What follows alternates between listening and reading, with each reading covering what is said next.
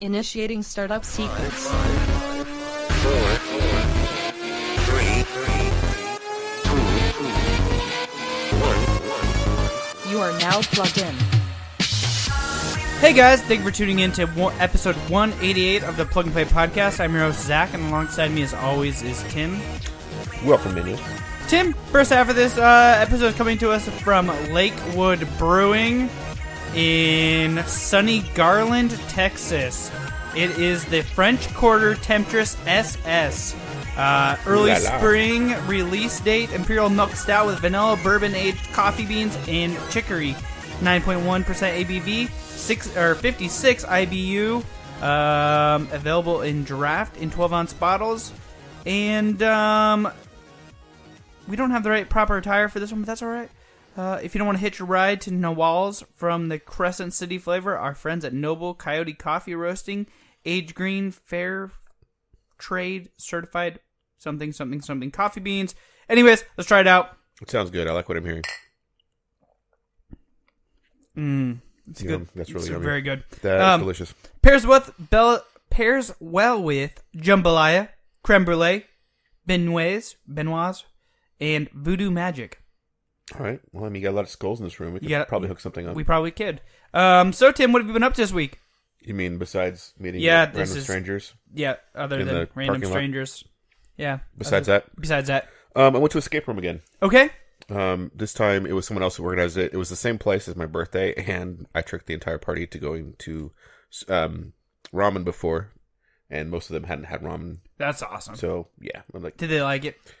I think most of them did. I think there was one lady who maybe didn't as She was much. No. She was very polite about it. I just didn't get, like, a sense of enthusiasm for Yeah, it. she was like, I'm never having this again. But the escape room was awesome. The theme of this one was steampunk. Okay. And so, like, this captain, like, greets you at the door and says, all right, you're gonna rescue, you're like refugees. And there's, like, a rival corporation. Okay. And it turns out there's a spy that sabotaged the airship you're on. Oh, nice. And locked up the cabin in the hold. And so the very first thing is getting the captain out of the hold. And Cheryl and I did that together. Nice. By ourselves. That's good. Yeah. So what I liked about this escape room was all the well, not all, but like 90% of the puzzles were physical. Like getting the captain out of the hold involved, do you know those games where there's like a image and you have to slide tiles around? Yeah. It was that kind of puzzle. To get keys to where the locks were, because keys would be the opposite side of where the locks were. So you had to move the tiles over.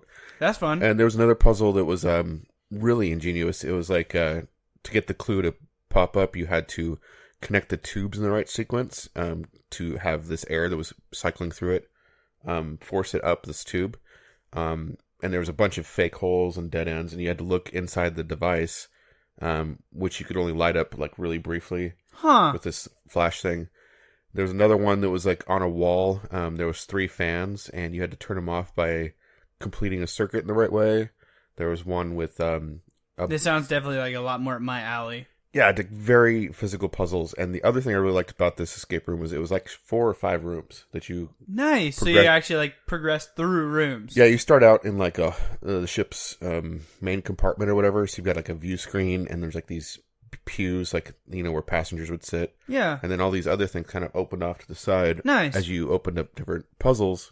And the whole thing was like solving these different puzzles would get you the crew's equipment lockers, which had jetpack escape. Oh, that's cool. Because the ship was, you know, crashing because of the sabotage. And we got out, including saving the captain, in like 18 seconds to spare. The cool thing is there's a theme here. Yeah, just barely escaping with our lives. So once you got your jetpacks on, you stepped in this little capsule, and it like rotated and put you out back in the lobby. Oh, that's cool. It was a lot of fun. It was cool. I really liked, a lot of work obviously went into it. I don't know. It was neat. As much as I like the aesthetic of the arcade one from before, I kind of like this one better. Yeah, it seems more up our alley. I think you would have liked it. It was more hands-on, not brains-on. Yeah, some brains, but some brains. More like the mechanical brain, though. Yeah. You know what I mean? Yeah, more like a physical, like object-oriented brain. Exactly. So the other like major thing that I did this week was, I guess, it always says it's weird to say it this way, but I took my daughter on a date. Daddy-daughter dates are like an established thing. My son was at his journey thing, and I just spontaneously had an idea after dinner. Let's go kill someone. Well, I mean, I'm like, hey, want to do something creepy and random? She's like, yes, because she has very similar sensibilities to me. Yes. So this was not at all planned. So we were at Chipotle, and they didn't have margaritas for the second time that week, so I was pissed about that. Because it's on the menu. You should just bring them margarita mix. Here's it's not the mix, it's the tequila. Oh, bring them some Two tequila. kinds of tequila. They have two kinds of tequila on the menu. They have neither. And I'm like, when are you guys having it back? I'm like, when the manager orders some. Where's your manager? Yeah, where the fuck is the manager? So anyway, I I want to speak to Mr. Chipotle. told my daughter she owed me a margarita, and she's like, okay, sure. I can't really get that for you, Dad. I can't legally buy that, but okay.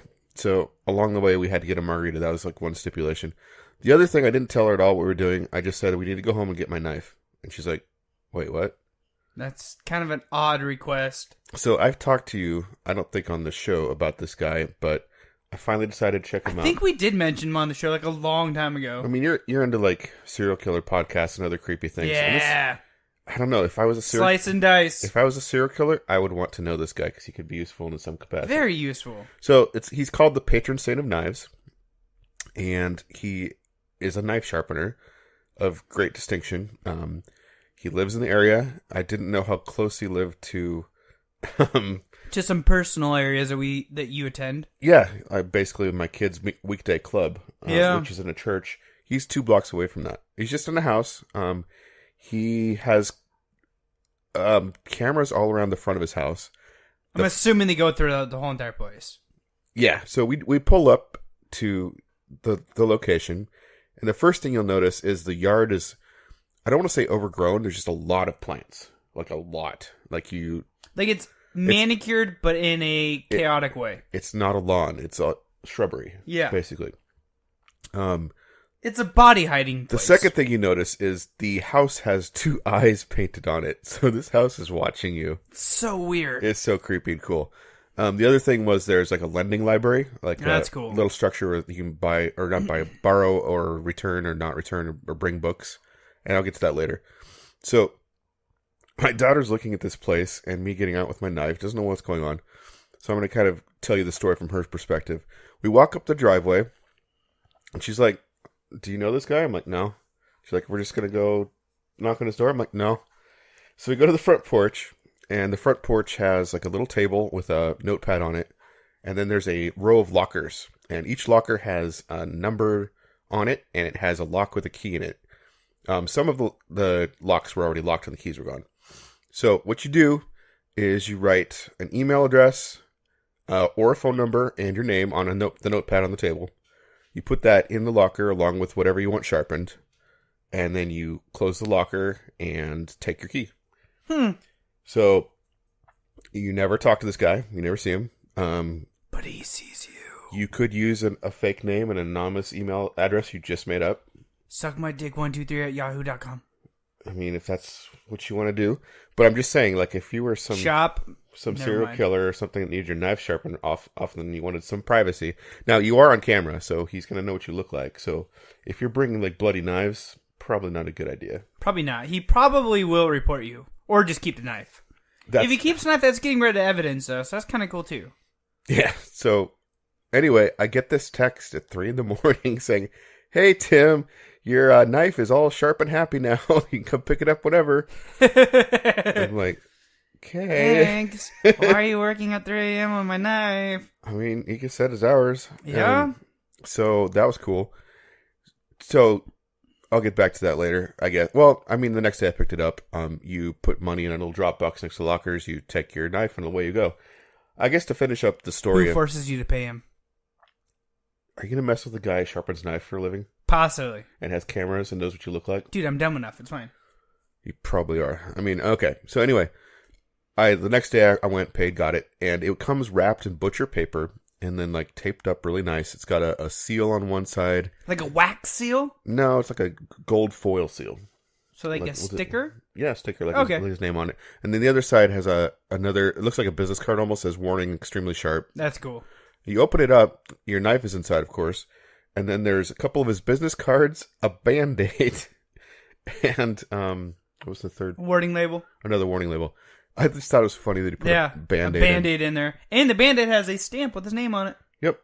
So, Just to finish out that part of our story, we did take a book from the lending library called something like A Small Child's Guide to Greek Mythology. I love Greek mythology. It's all about killing shit. Yeah, people die. Like All the time. Gods are assholes. Everyone dies. It's great. Gods sometimes die. So going back in time to when we dropped the knife off with my daughter, because my daughter wasn't with me when we picked it up. Not at 3 a.m. No, she was still sleeping. Well, I didn't go at 3 a.m. I went. Whatever, Tim. I could wait for my knife. So we leave the patron saint of knives, and I go a different way than when I came in, just so she could see how close this creepy house was. That's so weird. That's so creepy. To her kids' It's so club. She's close like, wait, I know where we are. I'm like, yep. So we're in driving. case you ever need to sharpen a knife in an emergency while you're at kids' club. Yep. We're driving back, and we see a sign for a place called Two Margaritas. That's a Mexican place I've never been to. But I'm like, hey, you still owe me that margarita? Pull over. I got a giant, what do you call it? Cadillac margarita. And she got a virgin strawberry margarita. Nice. Which she didn't like that much. She said it tasted like cough syrup. So it must be like an artificial strawberry flavor. Must be. Anyway. That sucks. Yeah, but I thought it was cool that we were at Two Margaritas, having two margaritas. That's cool. And like the waitress was like, do you want to order any food? I'm like, no. Because we were the only people in the restaurant. That's so creepy. I could hear people in the bar. And there was actually, at the entrance to the bar, there was the picture of the most interesting man in the world. Like a cutout. And I actually took a picture with him. That's cool. I could hear people in the cantina, bar, whatever you want to call it. Like maybe 2 or 3. But those are just hardcore alcoholics. Like, yep. If no this one is their nightly routine. If no one else is eating the food, I'm not going to eat the food. Yeah, that's a good idea. Besides, we just had Chipotle, so it was pretty full. Anyway, while we were drinking our margaritas, this was the best part, I think, of our date, even better than the knives. She read me stories from the that's really Greek cool. mythology. So we read about Icarus, we read about Pandora, we read about half of Hercules' trials. There's a lot of them. Yeah, there's a ton. I've listened to all of it on Myths and Legends. We did the first 4, and then we skipped to the last one. We also read...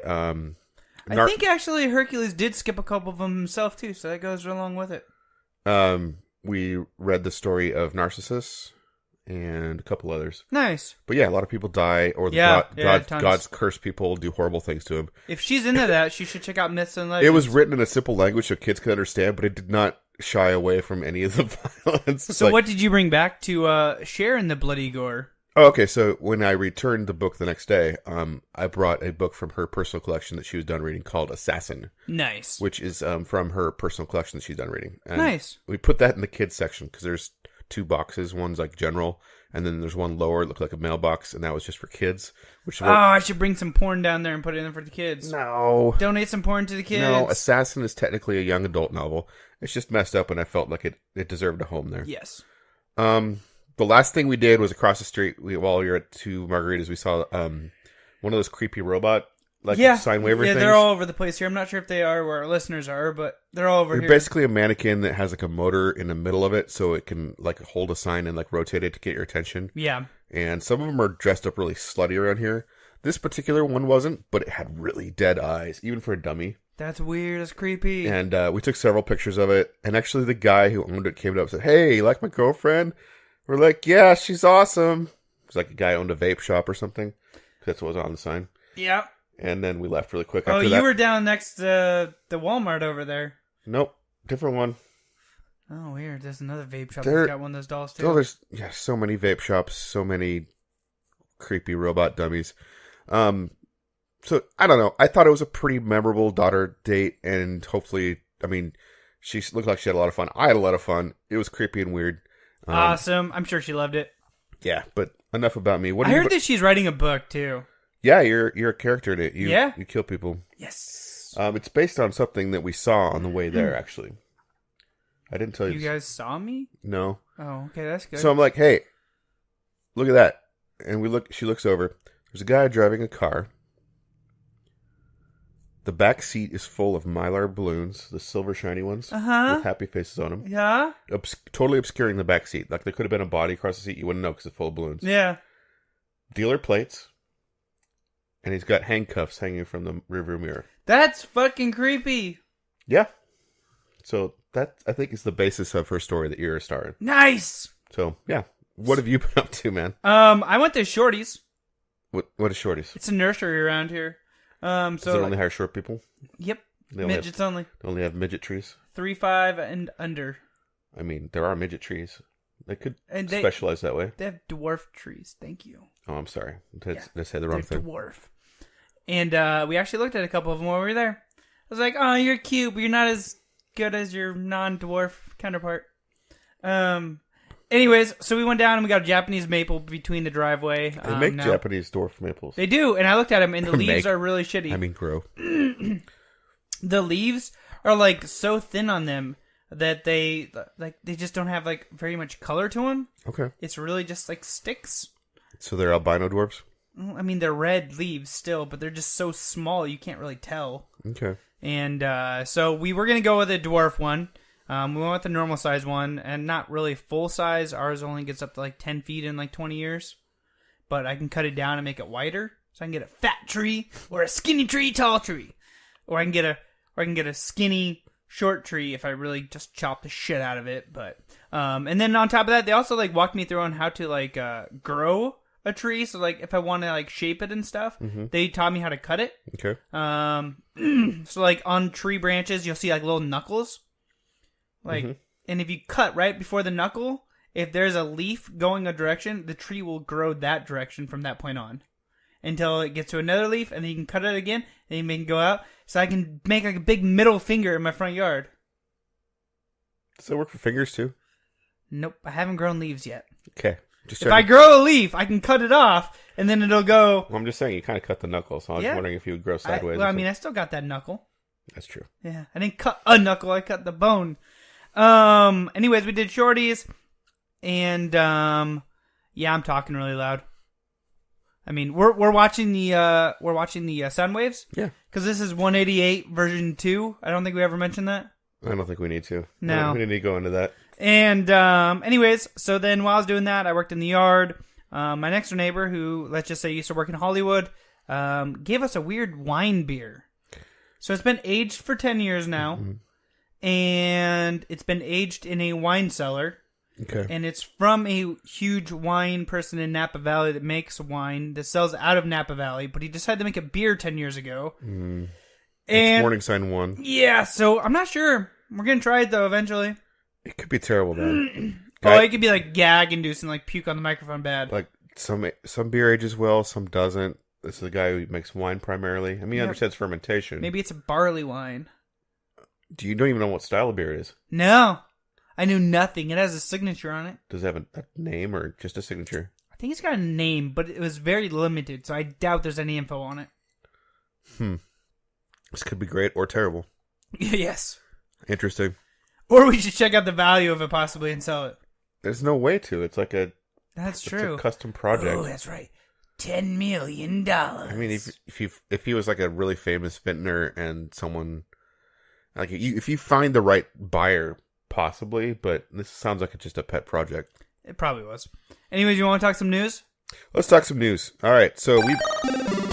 Shut up till the music's over. No, I want to go now. Okay, go now. All right, so we've been talking about the Switch and how it's a pain in the ass to save on it. Yeah. And how one guy has found a way to put a save manager on it. Well, this is going even further. The Switch is completely hacked. Every single Switch out in the market today is hackable and cannot be patched. Yes. That is because of a vulnerability in the Tegra X1 processor, which is the heart of the Switch. So, the hack is really convoluted right now. It involves like overloading a bunch of things and Joy-Cons. then getting a boot ROM. I don't understand it. Part of it involves shorting out the right Joy-Con, and there's actually a small device you can slide in where the Joy-Con goes to do that for thanks. you. Well, all that matters is like they can't fix this. It's part of the. So this means our Switches is doubled in price. Maybe there's a bunch. We're not rare. They've sold a lot of Switches. Someday they'll be rare. So like maybe someday you can play. I don't know. I've heard that there's a version. There's a what's the Zelda game? Wind Waker for Switch out there somewhere. Huh. So and loading that could be kind of fun. Yeah, that'd be kind of cool. So this is not limited to Switch. That Tegra X1 is in a lot of smartphones as well. So Huh. it's a pretty big vulnerability. It's a huge vulnerability. So two people separately discovered it. I won't really care about their names, but that's a big deal. It's huge. Like other systems, when they've been cracked, it's impacted their sales dramatically because people don't. People don't like that. Well, yeah, a developer would be like, I don't want to put my game in your platform if it can be, pirated super easy. Yep. Speaking of games, I thought this was neat. Do you want to go to France? I do now. I mean, before it seems like a place where It was like a wee motherfucker. you get some wine and cheese, maybe see some sights. Yeah. I mean, Jump off the Eiffel Tower. wives and girlfriends are always down, and now we can be down too. because there's a reason to go to Paris. There's an Akihabara. As reported in Kotaku, there is like a mini Akihabara in Paris. It's very mini, but it's still cool. It's 12 like shops in a row, and these shops are like traditional, like the European storefront you see with the awnings and the simple doorways. Try to find the name of the street. Sorry, Boulevard Voltaire, a central Parisian street that happens to have a dozen game stores. They're all next to each other. And they sell a variety of new games, retro games, all sorts of cool collectibles. I wonder how long this has been around for. It has to be a while. And just like it kept like hidden secret. Um, Like all these gamers going to Paris and France and stuff to like get engaged, and now they're like, "Fuck, we should have gone to the game street." But as a public service, just want to let you know if you find yourself on a European vacation and you're bored of like seeing one more crumbly old building, maybe make a side trip to Boulevard Voltaire and check out some old Super Nintendo RPGs or something. Our last story is, I guess, tech. Amazon's been experimenting with different modes of delivery, including like some really shitty ones, like the smart lock for your front door, like unlocking the front door. Hello, let me into your house. Let me go through your panty drawer. This one's It'd be a weird Amazon complaint. I got an Amazon delivery today, but all of my dildos, handcuffs, and panties are gone. Well, we can sell you new ones. Yeah. Check it out, Amazon.com. This is slightly less creepy, I feel like. Certain GM and Volvo videos, cars after 2015 are eligible for the Amazon trunk delivery program. So basically, they roll up to where your vehicle is, and it has to have OnStar on it or something, so they know where it is. And they pop open your trunk via the OnStar integration with the vehicle, and just put I know, but like it'd be kind of cool. Yeah, I'd allow them into my trunk more than my fucking house. Exactly. They should do boxes, like where they will come down and like permanently plant a box like on the side of your house. Have you heard of Amazon lockers? Yeah, but that's not on your property. There's one at Vancouver Mall. Is there? Yeah. Oh well, that's not bad. So I mean, they're experimenting different things. I think this is a lot less creepy than the house one. Yeah, the house one's fucking super creepy. But speaking of cars, do you want to do some tech talk? Yeah, maybe. Let's do some tech talk.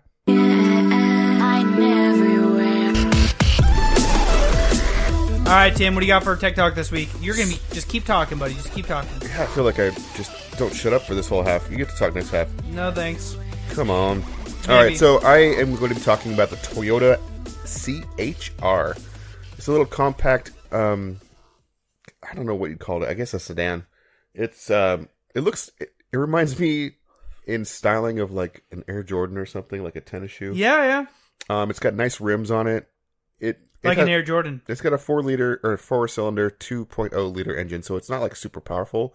But when I was in it, it got up and zipped. Like I found myself going 70 without. Nice. So it's got enough power for its size. Yeah. It handled really well. The suspension was good. But what struck me about it, besides its nice exterior styling, or at least, some people would find it nice, is all the safety features it had. Yeah, I'm looking at them right now. So it has the early warning system that the Celica I tried has, where if you are coming up way too fast on the vehicle in front of you, an alarm will sound, and if you don't press the brake fast enough yourself, it will actually jam on the brake for you. So that's pretty cool. It also has a lane drift feature where if you start drifting into another lane, alarm will go off. But you were telling me earlier that, like, not all the time, about 50%? Yeah, it didn't do it every time, and I was trying to figure out, first of all, it's disabled if you use a turn signal, because it figures, okay, you want to be changing lanes. Yeah. It also seemed to not go depending on how fast. Maybe it's like, all right, well, you're going really fast in the other lane. Maybe you meant to, and you're just a dick, and it didn't signal. It seemed to do more often when I turned left, which would be in oncoming traffic, and when I was drifting slowly. The alarm definitely went off several times when I was testing it. Speaking of turning, I really like this, and I miss it now. On the exterior mirrors, on the edges, there is a yellow light that will go on whenever there's a car beside you or slightly behind you. Kind of where your blind spot would be from the mirrors. That's pretty cool. Like, that is pretty cool. I hate when I'm changing lanes and I look in the mirror and I try to look to the side, but every car has a blind spot and it's always a little bit nerve-wracking. Yeah. This takes a lot of the guesswork out of it, so I like that part a lot. And as far as reverse, there is a camera in the back, but what I like about this is instead of in the center of the dash, the monitor for that is built into the rearview mirror that you look up at. So you get a better... You're not looking up and looking down. You're looking in the rearview mirror with your peripheral vision of the sides, like it's all in your field of view. So, I don't know. I just like all those... apparently also has standard automatic high beams, which detects any vehicles in front of you, either going in your direction or coming towards you for up to 2,000 feet away. And if it doesn't detect anything, it'll automatically turn on the high beams. Yeah, I skipped some stuff. Like, it has 10 airbags. Holy shit. It has... I mean, I could roll in there then. Just, like, roll the son of a bitch and just bounce around on the inside. Pretty much. It's got They said something about the frame being pretty cool.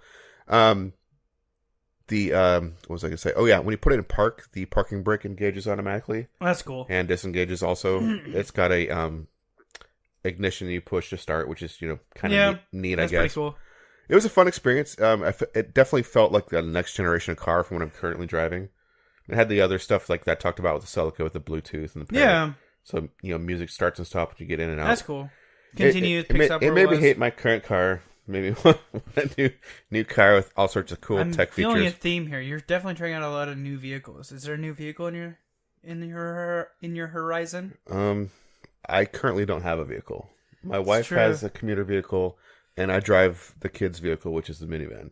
So is that the vehicle they're gonna have to drive when they get older? The minivan? No, they'll probably get the Corolla. My wife will get a Subaru or something, and you'll be stuck with a minivan. Tim gets a scooter. Woohoo! Yeah, let's take a break because I'm depressed. I need another drink now. All right, sounds good. We'll be right back after this music break. Kickstarter, tech and beer. There's one gaming podcast you should hear. The Plug and Play podcast. And we are back. Tasty Treats in hand. Second half Tasty Treats is coming out of Blanco, Texas. So Texas theme this week, guys. Real Ale Brewing Company. We're drinking the Coffee Porter by Katz Coffee.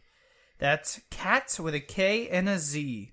Sounds like a bad DS game. Yeah, it might have been. Born from Brad Farbinstein's. What? Yeah. Born from. Brad gave a baby. Yep. Homebrewing experiment in college. Our porter is rich and robust ale with a dry finish, fresh, cold, brewed, organic, fair trade coffee courtesy of Katz Coffee in Houston, Texas, is added just prior to packaging. One of our most popular seasonal releases. It's a whole new way to enjoy your coffee with breakfast, lunch, or dinner. 6.6% ABV, 35 IBUs, and food pairings is a French toast, pork tenderloin, or chili. It's available in November through January, draught or cask, and bottles. So, cheers. Breakfast beer.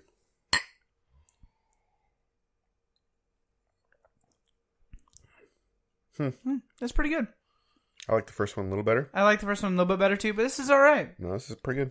So, hey Tim. Yeah. You want to kick it? Let's kick it.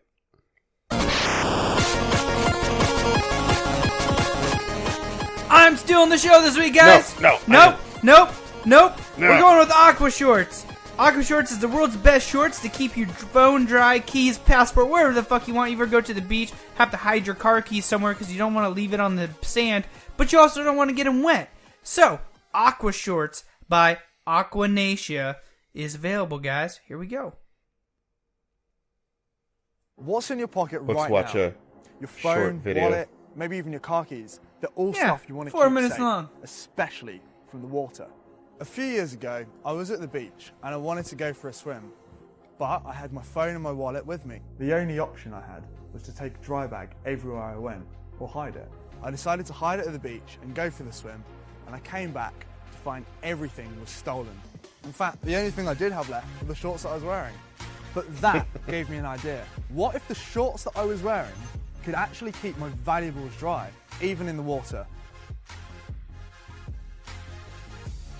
Some pretty epic diving footage in this. Yeah, lots of backflips, front flips, weird shit. First shorts to keep everything in your pocket dry.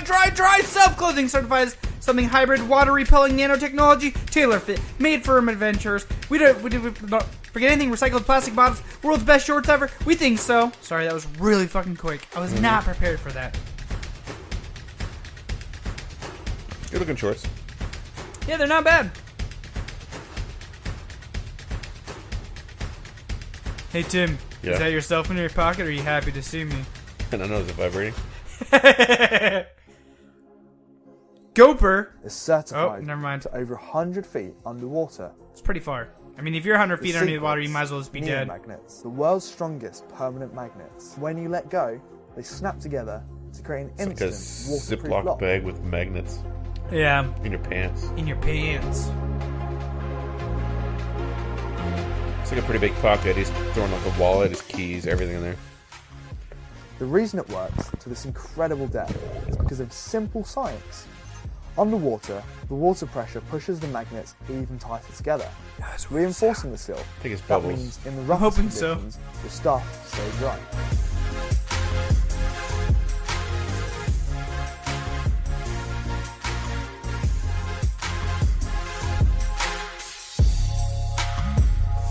You know, it's talking about how they're using the recycled bottles, and it's like 92% of the shorts. So they're saving the earth from pollution. I think the rest of the video was like silent, if I remember right. Yeah, it Probably might stop be, it here. yeah. So yeah, that is the world's best shorts to keep your phone dry, guys. Sorry, I have to back out every fucking time. They're looking for $7,045. They currently have 80,041, 798 backers, 37 days to go, guys. Hailing out of the London, UK.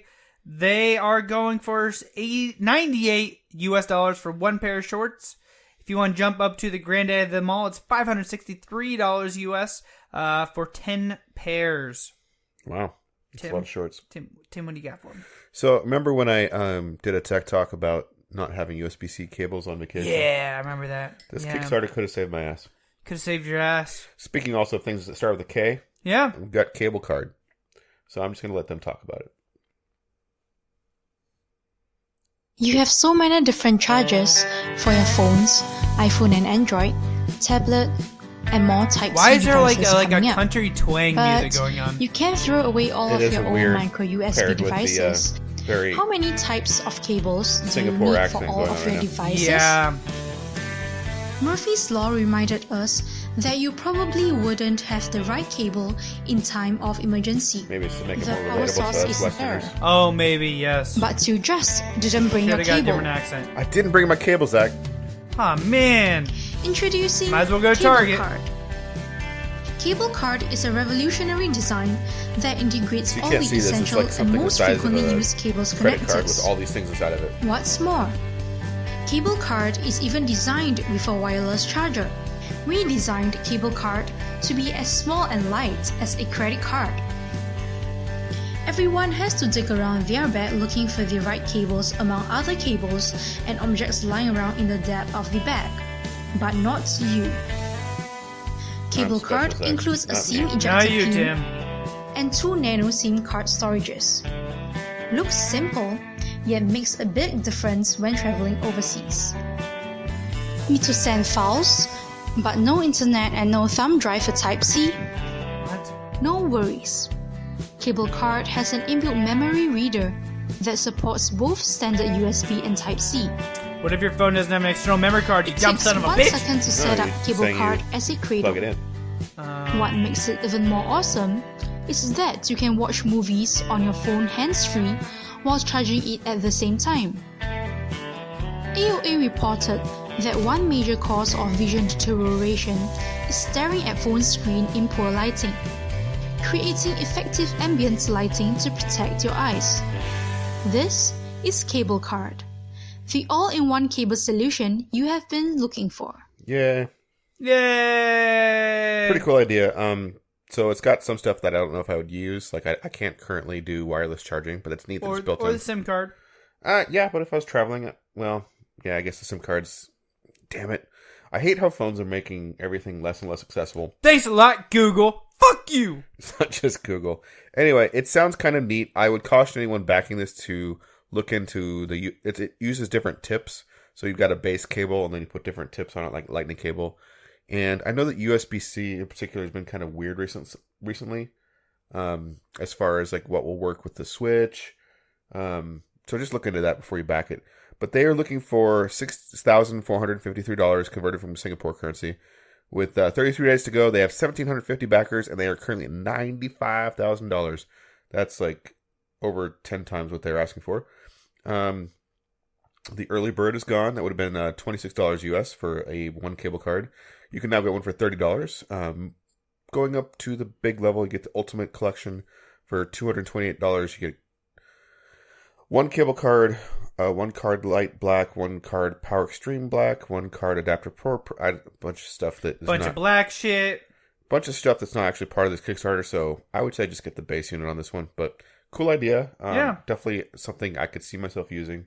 So check out Cable with a K card if you're interested in that. What you got next, Zach? Actually, I want you to do your next one because I want to finish out this Kickstarter. All right. So I've got a game called Growl. Rawr!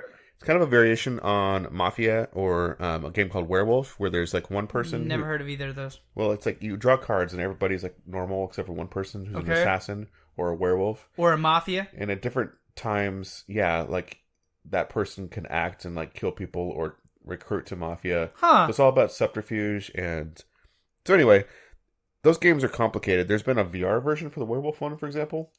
Anyway, this looks like a pretty simple game. I'll let them talk about it.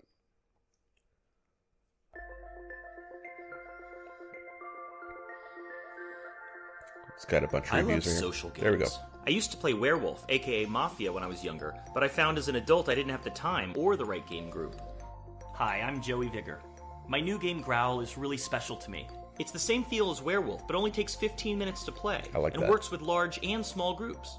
Someone among you is a werewolf, and if you get bitten 3 times, you become one too. In Growl, you don't play cards, you give cards, publicly. Here you go, Howie. So every single player has knowledge and power over the game. Charms cancel bites. Wounds hurt you, but salves cancel wounds. Huh. There's special night cards that pop up, and that's when wolves These cards are bite their pretty neighbors, simple and to humans understand, stab each like other not a whole with bunch of pitchforks. rules like but it's Magic or whatever. anonymous, so you have to talk about what happened in the night and who you think might have turned into a wolf. I got bit. Oh man. If all the players are growling at the end, then wolves win. But if even one human survives, all humans win, even the dead ones. Growl actually inspires really fun conversations that you don't normally get to have with your friends. It gives you a reason to get together. The base game is very simple and fun, and I have a bunch of bonus cards in the Howly Growly box that expands the game to a deeper and more rich experience. Well, that's cool. And for people who like to keep score, you can track gold between games and crown Wolf King or Wolf Queen at the No end of thanks. your game night. Oh man, so many good times we've had. We played this at conventions, we play this here with multiple different people, new people. It's a game that's super easy to learn, super easy to play, super quick. This is probably the most tense 10 or 15 minute game I've ever played in my life. I sat down and played this with a group of 6 other people, 4 of whom had never played a game of Werewolf in their lives. And after a brief 2-minute explanation, we were off to the races. It was a fun experience for everybody involved. So that's it. Thanks so much for peeking into my life, and good luck to you guys with your own. Making games has been an amazing experience for me, and I really hope to bring some of that joy to you.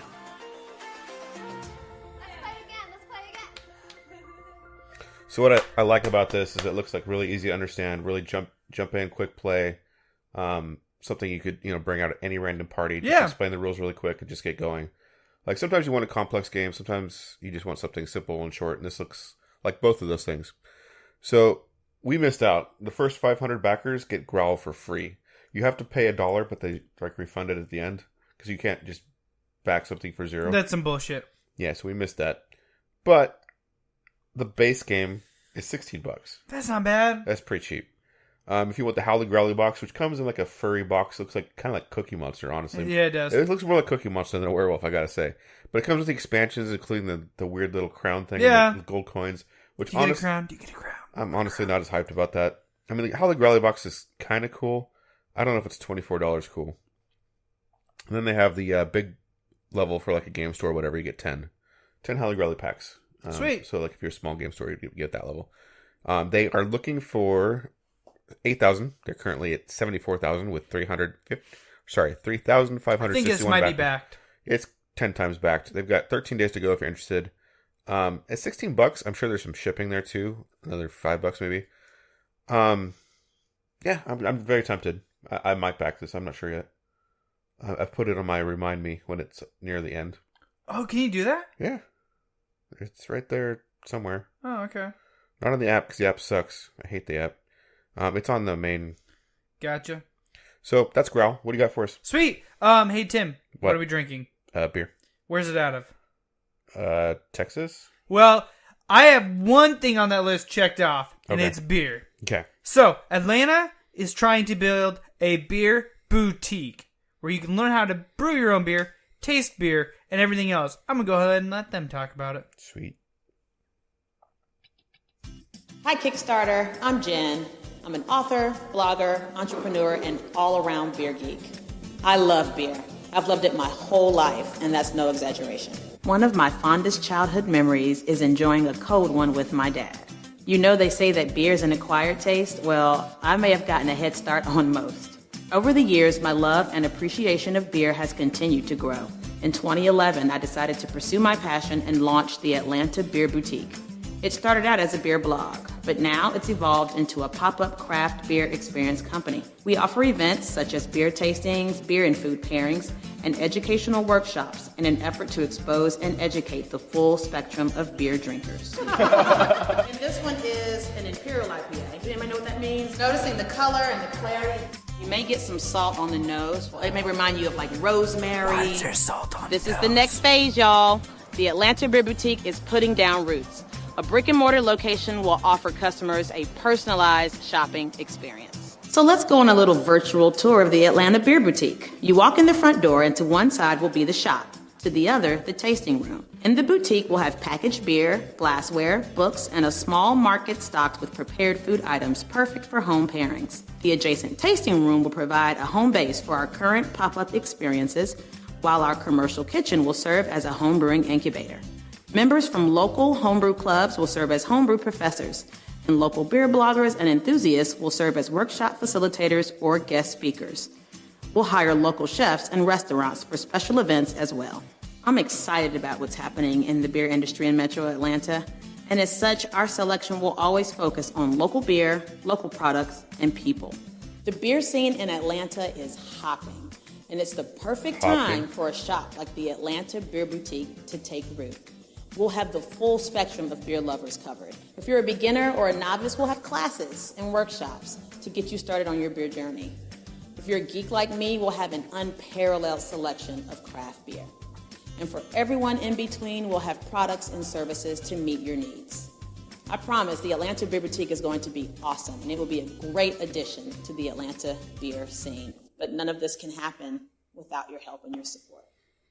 Together we can do this. This whole video is fake. She's in front of a green screen. We'll go directly. None of this fucking is real. liar. None of this is real. Things that we need to get started. But I want it to be real, Zach. That's shelving, lighting, even refrigerators. We need all the help that we can get, Atlanta. And we're looking to you to help us build the boutique. Thank you in advance for your donations. I promise to keep you posted along the way during this Kickstarter campaign. And I can't wait to see you in the new Atlanta Beer Boutique. Cheers. Pretty cool. Pretty cool. All right, now back out, go back in. All right, well, that's the Aqua Shorts again. You guys, you want to get shorty? So they're looking for $25,000 US. They're currently at $21,415 US. 201 backers. 12 days ago. We have a couple Atlanta near-esque listeners. And so maybe they would want to try something like this out, guys. I kind of want to go to Atlanta now. I know, me too. $5 gets you a thank you. $10 to get you a personal handwritten thank you. $25 you can get a shirt. Jump into the big granddaddy of them all. $10,000, the Whopper. This is for the highest of high rollers. For just 40% off the funding we're asking for, we'll schedule a private soiree just for you and whichever friends you love the most. You also receive the Beer Book Library VIP events package, ABB t-shirt, and glassware. And this is the most prestigious reward for the one and only Tim. What's that? You gotta buy this. Okay, I guess I'm getting a Powerball ticket. Because I don't have 10 grand just lying around. I mean, that'd be cool. I want this to happen. Fine, Tim. If you can't afford $10,000, you can get the VIP events package plus merch for $2,500. I could maybe do that if I sold some things.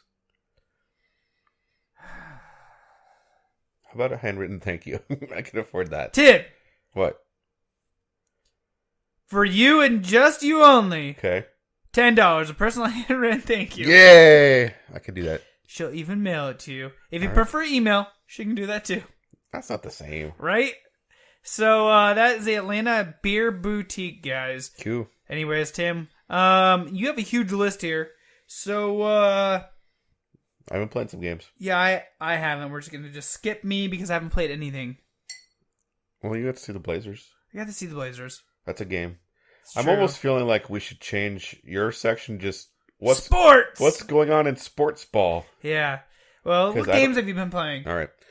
I finished up Last of Us, which I was really close to last episode, and that was deeply satisfying. Yeah, that's a good game. That's something every PlayStation 4 owner, or PlayStation 3 even, should play. And I saw echoes of some of the gameplay mechanics of Last of Us in another of the games that I played, which is God of War. But I'll talk about God of War a little bit later. Nice. I want to talk about the 2 games I played with my son. Okay. I talked about what I did with my daughter this week. Sorry, spoilers. That's what's about ready to come up. Okay. Kind of. So I played 2 games with my son this week. I think I might have mentioned the first one last week. I can't remember. Which one? Adventure Pals. Is that the Zelda knockoff? No, that's the side-scroller one. There's a little bit of an overland. It looks like Zelda. Oh, right. Yeah, you did. It reminds me a lot of like Adventure Time as far as the aesthetic. Come on, grab your friends. I think they're actually intentionally going for that. There's like the cartoon characters look a lot like it. Gotcha. You have like a little pal that like hangs out in your backpack, or sort of like not Finn, but the other one, Jake. I don't know. I've never. Jake's seen like a stretchy Time. dog that hangs out with Finn, and he like turns into things like that's useful. You get like this giraffe that like lollygags its tongue around like a helicopter when you do a double jump. What the hell? It's really fun platforming. Like you stick to walls and jump up. It's very intuitive jumping. Like some games are very punishing when you miss a jump or whatever. There's, like I said, the double jump. There's the fact that you can jump off walls. There's a lot of collection stuff. There's stickers. Like the aesthetic, they've nailed it. Like it looks like a really good cartoon game. It's a lot of fun. It's 2-player. I don't think I mentioned that. No, it's important because I was playing with my son. And the other game I played with him was also 2-player. But even better. Okay. Once again, a very cartoon aesthetic. Even more gorgeous. Like, it looks hand-drawn. It looks amazing. Nice. And it's like a roguelike Legend of Zelda. That's cool. So when I say roguelike, I mean that the world kind of changes randomly. So that the layouts won't be quite the same. Yeah. And it's generational. So there's this big bad that does her thing. And, like, destroys the world or whatever. And you have 4 days to stop her. And you can go to optional dungeons and destroy these anchors that are tethering her to the world and make her like easier to beat. Mm-hmm. Or you can go straight at her, but you probably won't win. You also get experience and level up your sword. And when you die, like the world resets, but you keep your experience. That's cool. So that's the roguelike. That's the roguelike part. Yeah. Can you go back and loot your dead body? No, but you get your stats. So that's cool. So that's kind of actually more important. Yeah, and things you do will sort of affect the world. Like if you, I don't know, like a certain shop might go away, or things become more overgrown. Huh. Instead of like weapons, there's toys. That's cool. There's stickers for stat buffs. It's really neat. Yeah. How's your son liking it? He was upset that we didn't play last night. Shit. So that's a good thing. That's a good thing. So that's me like getting to play with my son, getting to play Zelda-esque. Highly recommend checking out Swords of Ditto. I also played the Detroit Become Human demo, and again, if you have a PlayStation 4, you might as well download it. It's free. They said something somewhere about it being a 2-hour experience. It's not. It's like a 20 to 40 minute experience. It looks really good. It's very cinematic. The controls are kind of interesting. Like to pick up something, you'll have to like push the analog stick down, then circle it. Oh, that's cool. So they try to get all fancy with that. I don't know how I feel about that. But what is cool is you have a lot of choices, like way more than Telltale. Like how you, I feel like there is, again, the gating and the narrowing where there's only a certain number of options. Outcomes, yeah. But how you get there varies a lot more. In the scenario you get in the demo, you are an android coming into a hostage situation where another android has gone rogue and is holding its human owner hostage. Oh, that son of a bitch! Right? So you can choose to go straight to the conflict and try to talk to the android without knowing anything of the situation. Or you can go to the human's room and pick up clues that will actually tell you the android's name, a bunch of other stuff. And well, that's cool. You have a much higher chance of success. What'd you do? I checked out the room. I've only played once. Of course, if you play different ways, you'll get different outcomes. My outcome was pretty good. I talked him down, and then the second he put down his gun, the snipers just tore him apart. Nice. Also, spoiler alert, androids have blue blood. So, that's oil. Yeah, it's pretty cool. It looks amazing. Nice. You should check it out. It's free. It's literally 20 minutes. Okay. Check it out, Zach. So God of War. I've been playing this a lot. Have you, boy? Yes. So what Zach is talking about is you have a companion character, which is not annoying, but that's like one of the similarities to Last of Us is having a smaller companion, and you'll like throw them up on a ledge, and then that companion will lower a ladder or a rope for you to climb up. That's a mechanic both games share. Also, when you're in a conflict, like the smaller character will kind of be a distraction to your enemies, giving you a chance to, get in without having a direct conflict. Yeah. Gives you a little leg up. Those are two things both games share. This God of War is very different than the PlayStation 2 God of Wars. Huh. 2, was it 3 as well? Possibly. I think one of them was on 3. God of War 3 maybe? Probably. You have an axe for one thing. It's like basically like Thor's hammer. Yeah. Like you throw it and it comes back. Yes, you can call it back, and on its way back, it does damage, which is awesome. Nice. You want me to play this YouTube video so you can check in? Sure. And so what this is referring to is every time you're trying to read something, because Kratos can't read, he goes, "Hey, boy, check this out. Boy, read to me." So this is a video of all the time Kratos says, "Boy." Maybe if Zach can operate YouTube. Yeah, I don't think I can. YouTube has an advertisement. Here we go. All right, skip. Here we go. Boy, everything is different, boy. This way, boy. Slow down, boy. Boy, look at me. Look at me, boy. Boy, inside, boy. Boy, beneath the floor. Boy. Here. Boy, you are in your head, boy. And we will go home, boy. No place for a boy. Come, boy. Now, boy. Come, boy. Boy. Wait for me, boy. Boy. Come, boy. Stay back, boy. There are no good gods, boy. Not our concern, boy. So how come Brock's blue and you're not? Boy. What is it, boy? No! Boy! Hold on, boy! Fight! Run, boy! Your knife, boy! Jump, boy! Keep shooting, boy! Boy! Mind your tongue, boy! Boy! Come, boy. Wait, boy! Steady, boy. Boy, check their path. Make sure we're all alone. Boy! Leaving, boy. We are leaving, boy. Everybody taught you nothing, boy. Boy. This fight is mine, boy. Stay behind me, boy. Calm yourself, boy. Boy! The boy has fallen ill! Boy. Boy's falling ill. So yeah, my son has no idea. Sorry, I might put the mic too far away. My son has no idea why I keep yelling "boy" at him now. That's funny. It is funny. God of War is great. It's really good. Sweet. I'll have to check it out when you're done. So combat is kind of confusing. I finally understood a little bit better the upgrade system. Like every weapon has like slots that you put enchantments in, and then also when you enchantments that change your playstyle a lot. And also when you get XP, you spend the XP like currency to unlock skills, which are basically fighting skills. So you've really got to get a grasp on those 2 bits, like upgrading your armor and using XP to buy skills to get better. Otherwise you just die a lot. Huh. So it looks beautiful. I don't think that probably goes without saying, but yeah, if you are on the fence about God of War, I would say go for it. That's what everybody's saying, boy. That's right, boy. Are you ready?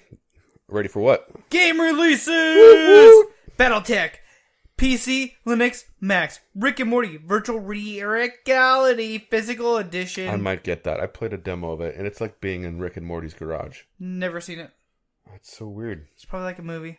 No, it's a cartoon. Oh, see? April 24th, PS4, The Swords of Ditto! Hell yeah. PC, PS4, South Park, The Fractured Butthole, Nintendo Switch, Gal Gun 2, PS4, Nintendo Switch, Runbow, PS4, Nintendo Switch, Hello Kitty Cruisers with Scenario Friends, that's Q's favorite fucking title, Nintendo Switch. Emily Wants to Play Too, PS4. I hope that's a creepy game. I hope so too. Rick and Morty Virtual Reality Collector's Edition, PS4. Standard edition. Yeah, exactly. Cosmic Star Heroine.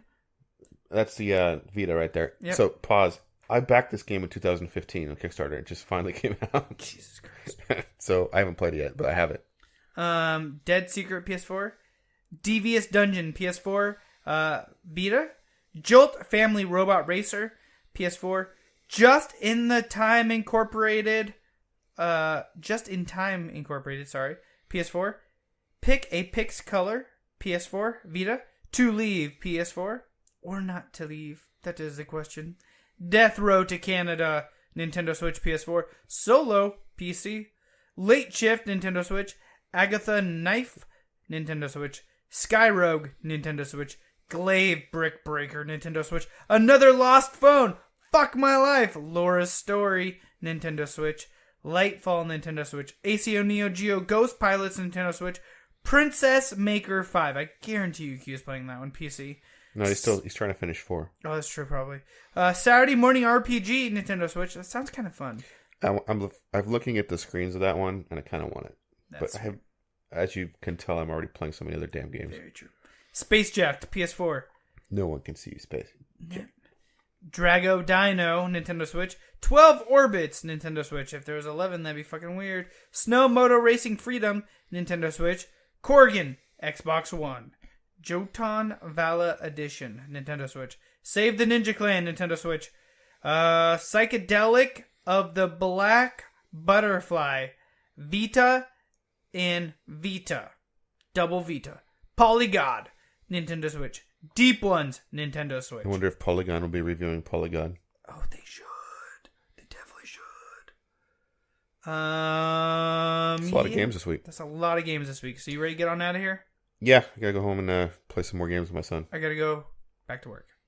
So, as always, guys, don't forget to check us out at facebook.com/plug and play show, Twitter and Instagram at plug and play cast, youtube.com/plug and play gamer. Like, subscribe to us wherever you're listening to us currently. And until next week, don't forget to prime and shine. Fuck Nazis.